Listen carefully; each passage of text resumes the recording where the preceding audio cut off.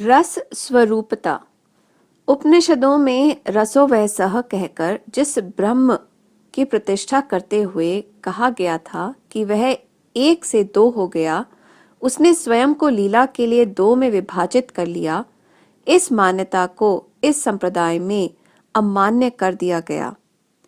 उपनिषद की मान्यता के साथ जुड़ा हुआ है कि वह पहले अकेला था, पुरुषविद था, क्रीड़ा नहीं कर सकता था, अतः पति पत्नी के रूप में हो गया।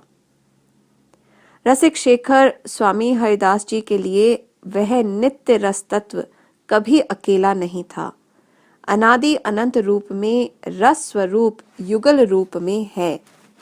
यह जोड़ी किसी के समक्ष प्रकट होती है तो साथ साथ। स्वामी हरिदास जी की रचना केलीमाल का प्रथम पद यहीं से आरंभ होता है। यह गौर श्याम युगल की जोड़ी सहज साथ ही साथ प्रकट हुई है।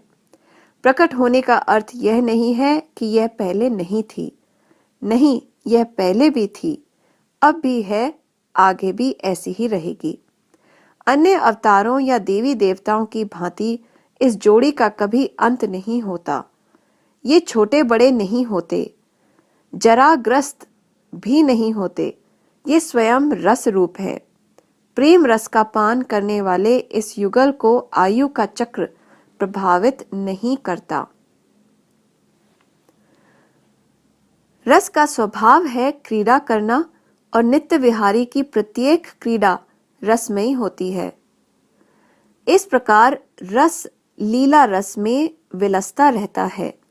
लीला रस का स्वभाव है, इसलिए रस स्वयं अनादि अनंत रूप से स्वयं को चार स्वरूपों में अभिव्यक्त करता है। श्रीकुंज बिहारी, श्रीकुंज बिहारिणी, सहचरी गण एवं धाम रूप में वृंदावन। रस की ये चार अभिव्यक्तियां हैं। इनमें से प्रिया प्रीतम एक प्राण दो देह हैं।